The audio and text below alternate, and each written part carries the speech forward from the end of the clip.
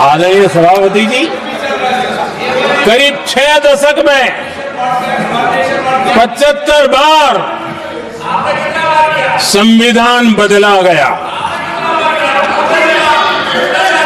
आदरणीय सभापति जी, जो बीज देश के पहले प्रधानमंत्री जी ने बोया था, उस बीज को खाद पानी देने का काम एक और प्रधानमंत्री ने किया। उनका नाम था श्रीमती इंदिरा गांधी।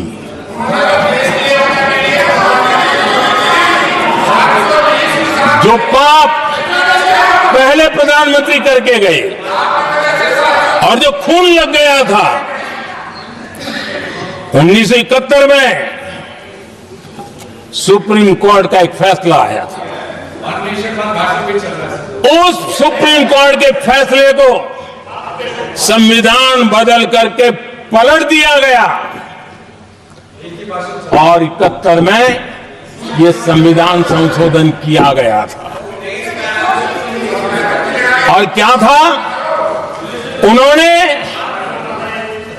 हमारे देश की अदालत के पंख काट दिए थे और यहां पर तो किया था कि संसद संविधान के किसी भी आर्टिकल में जो मर्जी पड़े वो कर सकती है और अदालत उसकी तरफ देख भी नहीं सकती है।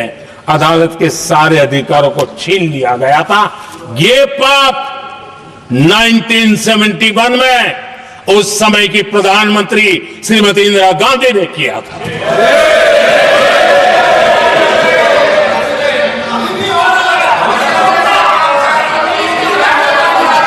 और इस परिवर्तन ने इंदिरा जी की सरकार को मौलिक अधिकारों को छीनने का और न्यायपालिका पर नियंत्रण करने का अधिकार दिया, सक्षम बना दिया था। आदरणीय सभापति जी, खून मुंह पे लग गया था, कोई रोकने वाला था नहीं। और इसलिए जब इंदिरा जी के चुनाव को गैर रीति के कारण, असंवैधानिक तरीके से चुनाव लड़ने के कारण अदालत ने उनके चुनाव को खारिज कर दिया और उनको एमपी पद छोड़ने की नौबत आई, तो उन्होंने गुस्से में आकर के देश पर इमरजेंसी थोप दी, आपातकाल लगा दिया अपनी कुर्सी बचाने के लिए। और उसके बाद इतना ही नहीं, उन्होंने इमरजेंसी तो लगाई, संविधान का दुरुपयोग तो किया ही किया, भारत के लोकतंत्र का गला तो घोट ही दिया। लेकिन 1975 में 39वां संशोधन किया और उसमें उन्होंने क्या किया?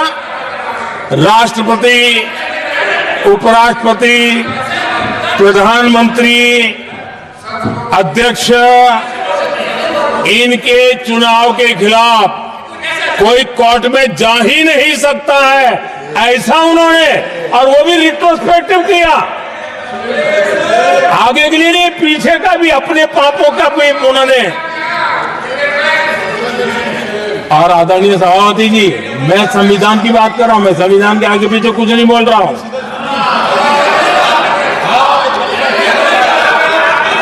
आदरणीय सभापति जी,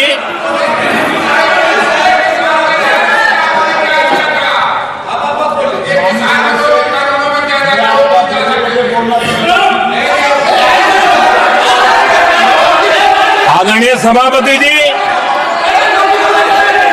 इमरजेंसी में लोगों के अधिकार छीन लिए गए, देश के हजारों लोगों को जेलों में ठूंस दिया गया, न्यायपालिका का गला दौड़ दिया गया, अखबारों की स्वतंत्रता पर ताले लगा दिए गए, इतना ही नहीं, कमिटेड जुडिशरी, इस विचार को उन्होंने पूरी ताकत दी। और इतना ही नहीं, जिस जस्टिस एहतार खन्ना ने उनके चुनाव में उनको खिलाफ जो जजमेंट दिया था, वो इतना गुस्सा भरा था कि जब जस्टिस एहतार खन्ना, जो सीनियरिटी के आधार पर सुप्रीम कोर्ट के चीफ जस्टिस बनने थे, जिन्होंने संविधान के सम्मान करते हुए उस स्पिरिट से इंदिरा जी को सजा दी थी, उन्होंने मुख्य न्यायाधीश नहीं बनने दिया। ये संविधान और लोकतांत्रिक प्रक्रिया रही।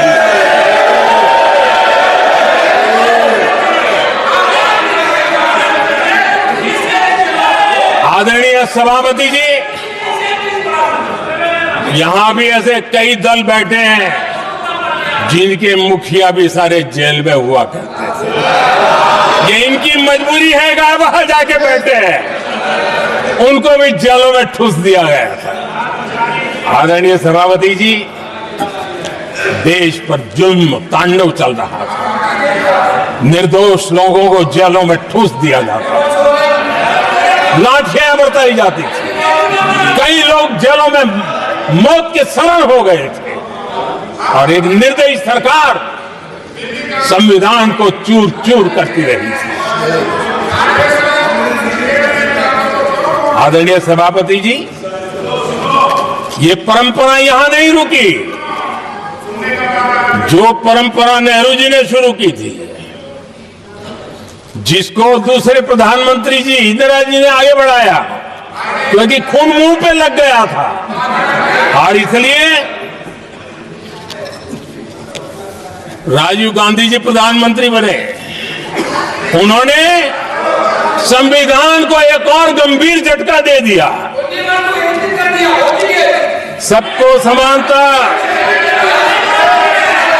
सबको समानता, सबको न्याय, उस भावना को चोट पहुंचाई। आदरणीय सभापति जी, आपको मालूम है, सुप्रीम कोर्ट ने शाहबानो का जजमेंट दिया था। एक भारत की महिला को न्याय देने का काम संविधान की मर्यादा और स्पिरिट के आधार पर देश की सुप्रीम कोर्ट ने दिया था। एक वृद्ध महिला को उसका हक मिला था सुप्रीम कोर्ट से, लेकिन उस समय के प्रधानमंत्री राजीव गांधी ने शाहबानो की उस भावना को, सुप्रीम कोर्ट की उस भावना को नकार दिया, और उन्होंने वोट बैंक की राजनीति के खातिर संविधान की भावना को बलि चढ़ा दिया और कट्टरपंथियों के सामने सर झुकाने का काम कर दिया। उन्होंने न्याय के लिए तड़प रही एक वृद्ध महिला को साथ देने के बजाय उन्होंने कट्टरपंथियों का साथ दिया। संसद में कानून बना करके सुप्रीम कोर्ट के निर्णय को फिर एक बार पलट दिया गया। आदरणीय सभापति जी, बात वहां से नहीं अटकी है। नेहरू जी ने शुरू किया, इंदिरा जी ने आगे बढ़ाया, और राजीव जी ने भी उसको ताकत दी, खाद पानी देने का काम किया। क्यों? संविधान के साथ खिलवाड़ करने का लहू उनके मुंह लग गया था। आदरणीय सभापति जी, अगली पीढ़ी भी इसी खिलवाड़ में जुड़ी पड़ी है। एक किताब को मैं कोट कर रहा हूं, उस किताब में जो लिखा गया है, और उसमें प्रधानमंत्री उस समय के मेरे पहले जो प्रधानमंत्री थे उनको कोट किया है। उन्होंने कहा है, मुझे यह स्वीकार करना होगा कि पार्टी अध्यक्ष सत्ता का केंद्र है। ये मनमोहन सिंह जी ने कहा है, जो किताब में लिखा गया है।